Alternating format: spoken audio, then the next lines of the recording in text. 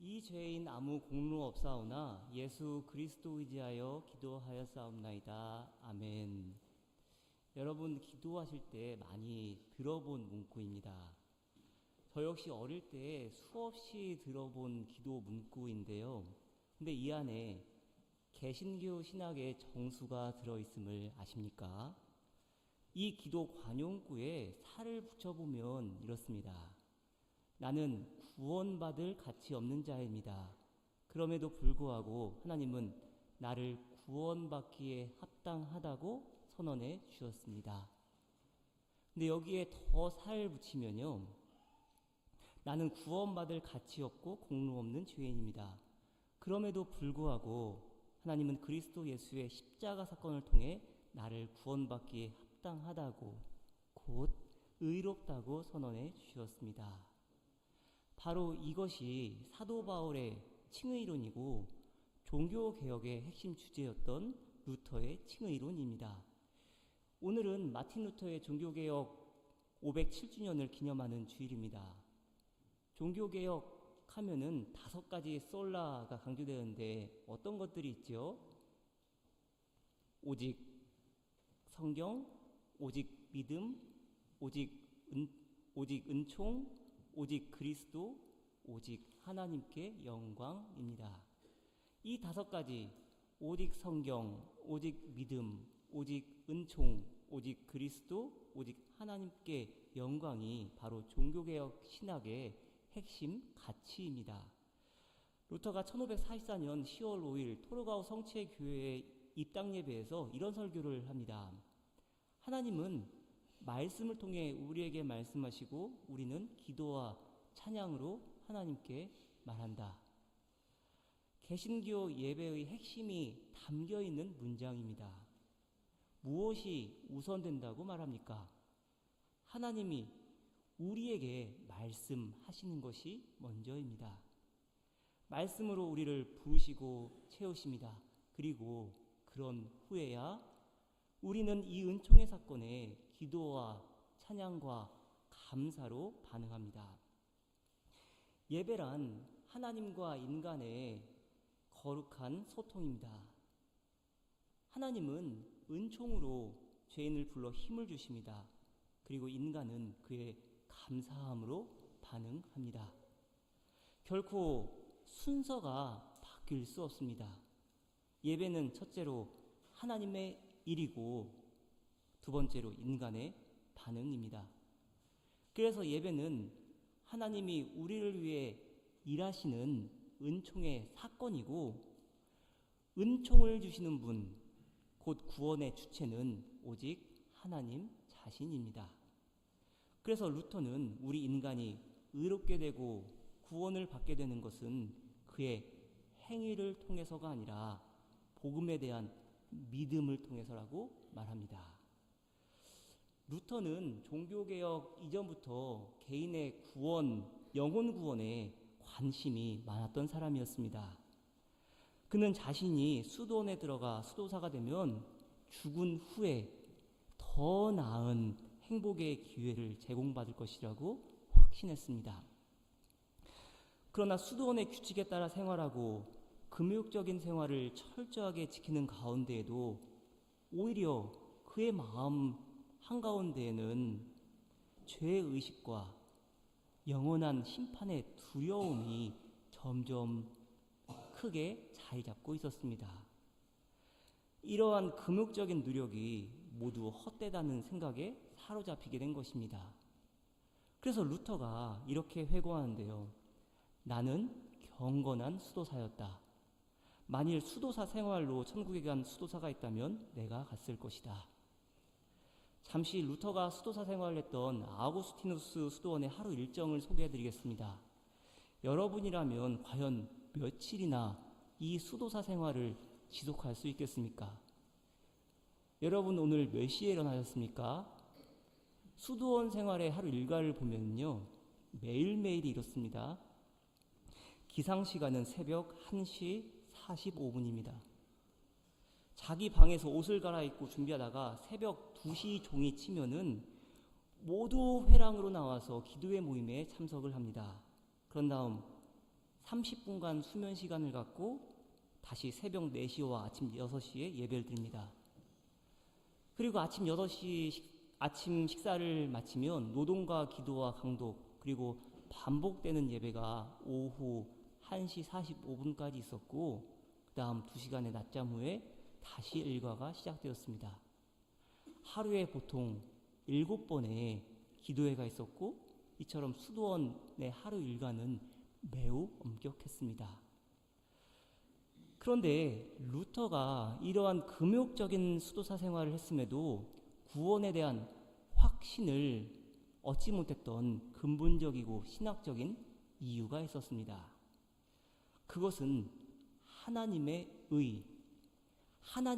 의에 대한 당시로서는 감히 어느 누구도 부정하려 해도 부정하지 못했던 신학적인 해석 때문이었습니다. 중세 기독교 세계관에서, 그리고 그 시대 속에서 살아가는 한 사람으로서 루터에게 하나님의 의는 심판자와 징벌자의 의를 의미했습니다. 의로우신 하나님은 의롭지 못한 인간과 그의 행위를 심판하며 벌주는 존재로 받아들였던 것입니다.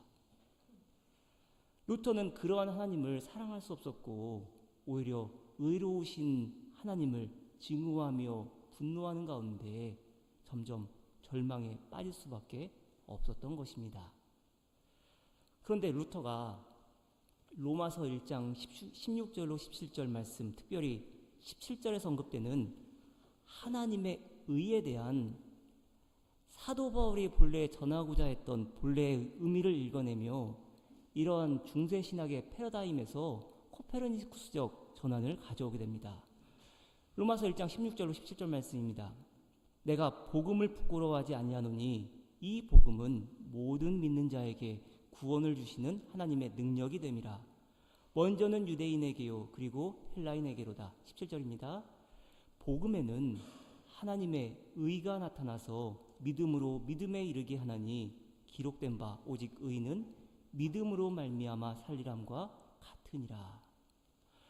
루터는 이 구절을 다음과 같이 해석합니다. 어쩌면 오늘을 살아가는 저와 여러분에게는 너무나도 당연한 말처럼 들리겠지만, 당시 루터의 이러한 새로운 해석은 중세 가톨릭 교회의 면죄부 판매에 대한 근본적인 의문을 제기했고, 또한 당시 교회와 교황의 권위에 대한 중대한 도전으로 이어졌습니다.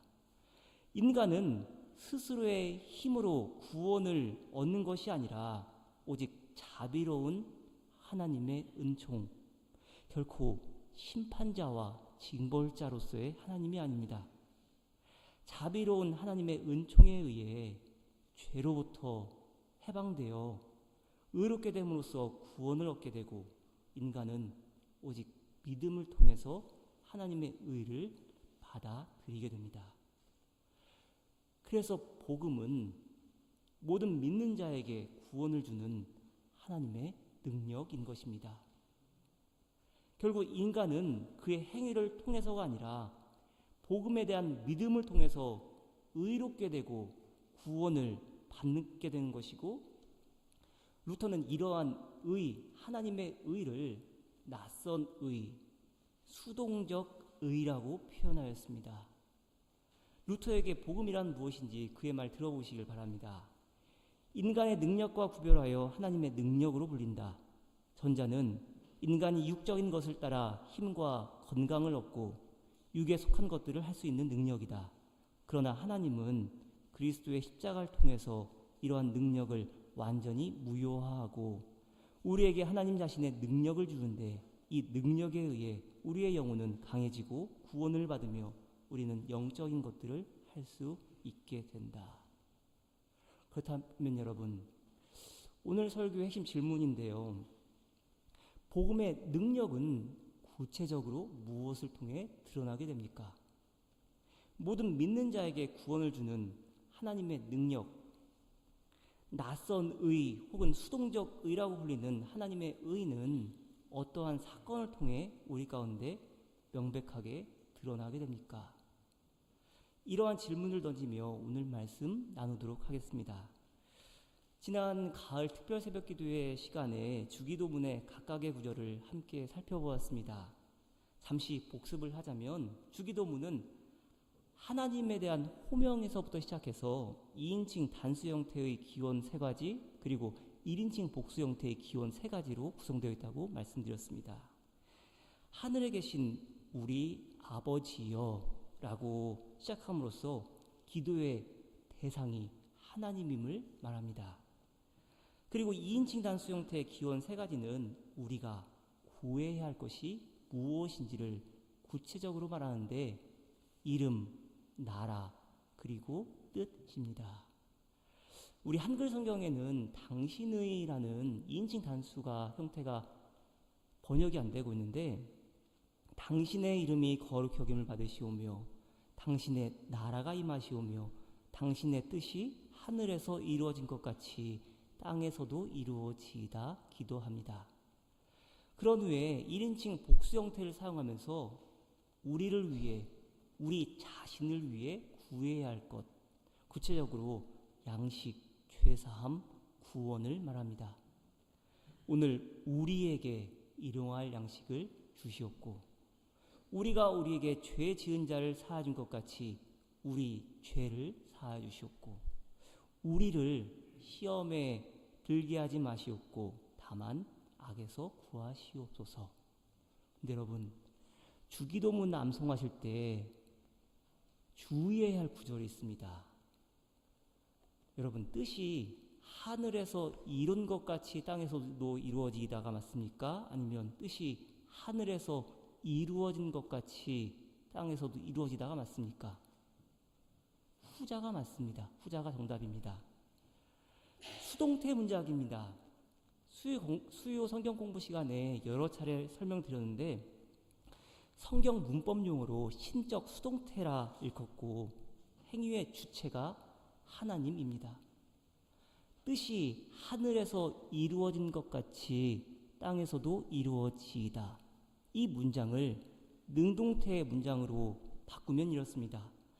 하나님이 당신의 뜻을 하늘에서 이루신 것 같이 땅에서도 이루어질 것입니다. 근데 여러분, 왜 굳이 수동태입니까?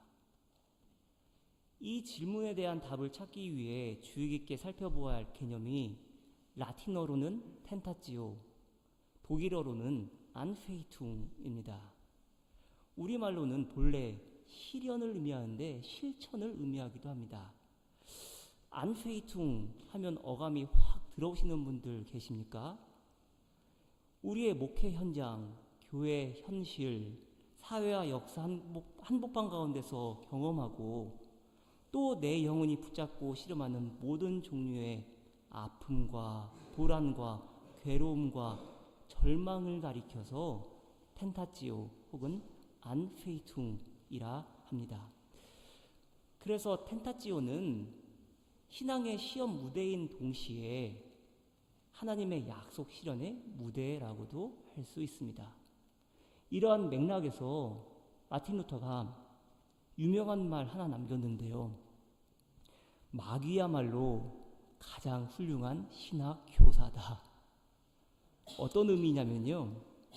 내 영혼 한가운데서 그리고 내 삶의 모든 현장 한복판에서 특별히 하나님의 말씀을 공부해야 하는 사람으로 살아가야 할 때 만나게 되는 모든 시련이야말로 신학을 훈련하는 실제의 장이고 여기서 만나는 마귀는 우리에게 가장 훌륭한 교사가 된다는 말입니다. 그리고 여기서 더욱 중요한 개념을 만나게 되는데 수용적 믿음과 수용적 삶의 자세입니다. 내 힘으로는 도저히 마귀를 이길 수 없고 내 힘으로는 도저히 감당할 수 없기에 성령을 간구할 수밖에 없다는 겁니다. 그리고 신앙의 시련은 다시 기도의 자리로 이끌고 그 기도는 언제나 하나님의 약속의 말씀이 담긴 그 말씀 한가운데서 새로운 의미로 발견됩니다. 그리고 거기서 얻은 말씀의 힘은 우리가 살아가는 삶의 현장에서 큰 시련을 이길 힘이 됩니다. 루터는 이것을 가리켜 수용적 생명이라 칭하는데, 저와 여러분이 오늘 이 시간 깊이 깨닫고 회복해야 할 것이 바로 이 수용적 믿음과 수용적 생명, 그리고 수용적 삶의 자세입니다. 성경 인물 중에 하나님의 뜻이 내 삶 가운데 온전히 펼쳐지도록 자기의 인생을 온전히 바친 인물로 요셉이 대표적이지 않을까 싶습니다. 한 여름을 지나 가을로 가는 길목. 아무리 늦어도 지금 이맘때쯤일 것입니다. 이스라엘의 겨울 우기가 찾아오기 전에 어느 날 요셉은 구덩이에 빠지게 됩니다. 이스라엘에는 샘이 거의 없고 집안이 안반층으로 이루어져 있어서 비가 와도 물이 다 흘러내려가 버리고 땅에 스며들지를 않습니다. 그래서 물을 저장할 수 있는 웅덩이를 파야만 했는데, 요셉이 던져진 구덩이가 바로 그런 웅덩이였습니다.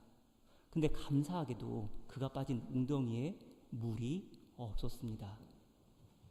우기인 겨울에 비가 오면 구덩이는 가득 차게 되고, 건기인 여름을 지나 가을이 다가오면 물을 거의 다 쓰게 되어서 비게 되는데, 요셉이 빠졌던 구덩이에는 물이 전혀 없었습니다. 근데 여러분, 이것도 은혜 아닙니까? 구덩이에 빠진 시기가 때마침 지금쯤이어서 물이 가득 차 있던 때가 아닌 것도 감사하고, 보디발의 집에서 억울한 누명을 썼음에도 죽지 않고 감옥에 갔습니다. 종의 신분인데 말입니다. 그리고 그 당시 애굽의 감옥은 땅을 깊이 파서 만들었는데, 더 깊은 구덩이에 빠졌음에도 오히려 그 지난한 시간을 통해 애굽의 총리의 자리에까지 오르는 은혜를 얻게 됩니다. 요셉의 삶에는 분명 때를 따라 돕는 은혜가 함께했습니다. 히브리서 4장 16절 말씀입니다. 그러므로 우리는 긍휼하심을 받고 때를 따라 돕는 은혜를 얻기 위하여 은혜의 보좌 앞에 담대히 나아갈 것이니라. 요셉의 인생이 그랬습니다. 때를 따라 돕는 은혜가 함께했고, 거듭하여 구덩이에 빠지는 인생이었음에도 은혜의 보좌 앞으로 담대히 나아갔습니다. 그렇기에 하나님은 요셉이 구덩이에 던져질 때마다 그를 꺼내주셨습니다. 한 번도 아니고 두 번도 아니고 세 번씩이나 말입니다. 유대인들의 전승인데요, 요셉이 후일에 애굽의 총리가 되고 아버지를 장사 지내기 위해서 가나안으로 잠시 돌아올 적에 형들에 의해 빠졌던 구덩이를 지나갔다 합니다. 요셉이 가던 발걸음을 멈추고 생각에 잠기게 되는데, 여러분도 생각하기도 싫은 과거 있지 않습니까? 여러분에게도 그런 기억들, 지우개로 지울 수만 있다면 흔적도 없이 깨끗하게 지우고 싶은 그런 시간들 있지 않습니까? 그런데 요셉은 그 구덩이를 향해 축복하고 하나님께 감사를 드렸다고 합니다. 왜냐하면 그 구덩이에 던져짐으로써 결과적으로 바로의 다음 가는 자리에까지 올라갈 수 있었기 때문입니다. 근데 여러분, 여기서 질문드립니다. 요셉이 그토록 험난한 인생을 살았음에도 버티고 견딜 수 있었던 이유가 무엇입니까? 형들에게 철없이 자랑했던 꿈 때문 아닙니까? 그런데 잘 생각해 보아야 합니다. 요셉이 꿈을 꾸었습니까? 아니면 하나님이 그에게 꿈을 주셨습니까? 요셉이 노력해서 인생의 정상의 자리에 올랐습니까? 아니면 하나님이 그 자리에 올라가게 하셨습니까? 요셉이 스스로 형통한 자가 되어 잘 먹고 잘 살았습니까? 아니면 하나님이 당신의 구원 계획을 이루기 위해 요셉으로 하여금 애굽의 총리가 되게 하셨습니까? 깊이 생각해보고 바로 깨달아야 할 질문들입니다. 여러분, 어떠한 인생이 형통한 인생이고 어떠한 인생이 하나님께 쓰임받는 인생입니까? 하나님의 뜻과 계획이 바로 드러나는 인생입니다. 뜻이 하늘에서 이루어진 것 같이 땅에서도 이루어지는 인생입니다. 성경에서 형통이란 단어의 의미를 잠시 살피려고 하는데요. 요셉이 형통했다 말하는 성경 구절들입니다. 창세기 39장 2절 말씀, 여호와께서 요셉과 함께 하심으로 그가 형통한 자가 되어 그의 주인 애굽 사람의 집에 있으니, 3절 말씀, 그의 주인이 여호와께서 그와 함께 하심을 보며 또 여호와께서 그의 범사에 형통하게 하심을 보았더라. 39장 23절 말씀, 간수장은 그의 손에 맡긴 것을 무엇이든지 살펴보지 아니하였으니 이는 여호와께서 요셉과 함께 하심이라. 여호와께서 그를 범사에 형통하게 하셨더라. 형통은 히브리어로 살라흐라는 히브리어인데 이 말의 원뜻은 이렇습니다. 모든 막힌 것들을 뚫고 나가는 것, 강을 건너는 것, 산을 넘어가는 것, 앞으로 나아가는 것, 장애물을 극복하는 것, 돌진하는 것, 돌파하는 것, 공격하는 것, 잘 마치는 것입니다. 형통은 막힘이 없고 난관이 없는 것이 아니라 역경을 극복하고 헤쳐나가는 것입니다. 그리고 세상적인 형통이 내가 원하는 대로 이루어지는 것이라면 저와 여러분의 형통은 내 뜻이 아니라 나를 향하신 하나님의 뜻이 나를 통해서 이루어지는 것입니다. 여러분, 하나님의 선하신 뜻이 무엇입니까? 로마서 8장 28절 말씀, 하나님을 사랑하는 자 곧 그의 뜻대로 부르심을 입은 자들에게는 모든 것이 합력하여 선을 이루느니라. 성경은 말합니다. 나를 향하신 하나님의 뜻이 이루어지는 것, 이것이 최고의 선입니다. 이 사실을 믿는 믿음이 있어야 합니다. 그래야만 하나님의 선하신 뜻이 하늘에서 이루어진 것처럼 이 땅에서도 이루어질 것입니다. 그리고 하나님의 의, 하나님의 자비로움이 비록 처음에는 낯설게 느껴지고 마치 내가 수동적인 존재인 것처럼 내 인생이 끌려가는 것처럼 보이겠지만 결국에는 하나님 당신의 뜻이 나를 통해 세워지고 나를 통해 당신의 계획들이 펼쳐지고 있음을 목격하게 될 것입니다. 그렇기에 저와 여러분이 기도할 때에 눈 감고 기도하는 것 아니겠습니까? 눈을 감음으로써 이 세상을 바라보지 않고 하늘에 계신 하나님을 생각하게 됩니다. 기도할 때에 저와 여러분이 어떠한 존재인지를, 어떠한 존재로서 살아가야 하는지를 가장 잘 알 수 있게 되는데, 비록 우리의 몸은 이 땅에 있지만 우리의 영혼은 하늘로 들려 올라가 우리 자신을 아버지 하나님께 드리는 것입니다.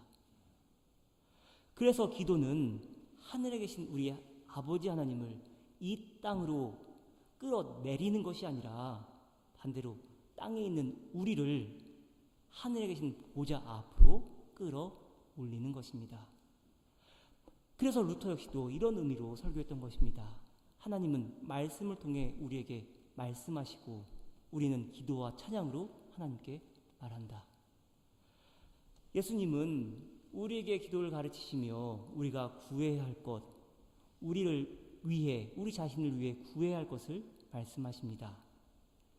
세세하게 언급할 수는 없지만 하나님 당신의 뜻이 우리의 삶 가운데 선하게 펼쳐지기를 원하고 수용할 때 하나님은 우리의 생각과 말과 행동을 주장하셔서 주님의 이름이 우리 때문에 더럽혀지지 않고 오히려 영예롭게 되고 찬양받게 될 것입니다. 그렇기에 하나님의 나라가, 하나님의 통치가 말씀과 성령의 사역을 통해 이루어지게 되고 저와 여러분은 순종함으로 나아가게 되는 것입니다. 그렇기에 저와 여러분이 오늘도 이렇게 고백하지 않습니까? 하늘에 계신 우리 아버지여, 이름이 거룩히 여김을 받으시오며 나라가 임하시오며 뜻이 하늘에서 이루어진 것 같이 땅에서도 이루어지이다. 사랑하는 여러분, 이 한 주간 골방을 찾아 기도하시기를 바랍니다. 여기서 골방은 특정한 장소를 나타낼 수도 있고 혹은 마음의 홀로 있음의 은유로 읽으셔도 좋습니다. 중요한 것은 다른 이들의 시선을 의식할 것이 아니라 오직 한 분 하나님과의 관계에만 집중해 보시라는 말씀입니다. 어느 한 청년이 제게 이런 질문했습니다. 어떠한 일을 진행할 때에 어느 것이 하나님의 뜻이고 혹은 내 생각과 계획 또 때로는 내 고집으로 밀고 나아가는 것인지를 어떻게 구분할 수 있냐는 것이었습니다. 여러분도 그런 고민 들 때 있지 않습니까? 그때 제가 어떻게 대답했느냐면요, 스스로 이미 너무 잘 알고 있지 않느냐고 반문했습니다. 제가 어떻게 그 잠깐 동안의 대화를 통해서 그 청년의 인생을 가늠할 것이고 그를 향한 하나님의 선하신 계획을 어찌 알겠습니까? 그러나 본인은 알고 있지 않겠습니까? 적어도 그런 고민을 할 정도의 믿음과 신앙이 있다면 이미 기도하고 있을 것이고 골방에 들어가 홀로 기도할 때에 하나님께서 그의 마음을 만져주시지 않겠느냐는 것이었습니다. 저는 작년 루터 순례 때 루터가 1511년부터 1546년에 죽기까지 35년간 활동했던 비텐베르크를 방문하면서 이런 상상 해보았습니다. 1517년 10월 31일 루터가 95개조 논제를 실로스 킬케에 붙이고 그의 집과 루터의 교회론을 압축하여 그린 종교개혁 재단화가 있는 비텐베르크 시교회, 그가 신학교수 생활을 했던 옛 비텐베르크 대학을 발빠르게 오가는 모습, 또 때로는 목숨의 위협에도 전혀 아랑곳하지 않고 종교개혁을 이끌었던 그의 진지함이 그려졌었습니다. 루터가 그렇게 종교개혁을 이끌 수 있었던 원동력이 무엇이었습니까? 루터 개인의 구원을 위한 그리고 교회와 시대를 향한 하나님의 선하신 뜻을 깨달아 알았기 때문입니다. 성경 연구를 통해서 하나님의 사랑을 알게 되었고 자기 인생에 낯설게 찾아온 하나님의 의, 이 하나님의 의에 대한 새로운 해석을 통해 복음의 능력을 깨닫을 수 있었습니다. 그리고 복음의 능력을 통해 모든 믿는 자에게 구원을 허락하시는 하나님의 은혜를 당당하게 전할 수 있었습니다. 그러나 결코 쉽지 않은 삶이었을 것입니다. 목숨의 위협도 받고 또 때로는 가정의 평안도 위협받았을 것입니다. 그럼에도 그는 기도하였고 하나님 당신의 뜻이 이 땅에서도 온전히 이루어질 수 있도록 그의 인생 전체를 드렸습니다. 사랑하는 여러분, 종교개혁 507주년을 기념하는 오늘입니다. 하나님의 선하신 뜻이 저와 여러분을 통해 온전히 펼쳐지기를 바랍니다. 이를 위해 함께 기도하시고 하나님의 나라가 저와 여러분의 삶 가운데 그리고 이 땅 가운데 그게 확장될 수 있도록 저와 여러분의 인생을 그분께 드리시기를 바랍니다. 기도하겠습니다. 하나님의 선하신 뜻을 깨달아 알게 하시고 하나님을 위한 거룩한 인생을 살아가게 하옵소서. 예수 그리스도의 이름으로 기도드렸습니다. 아멘.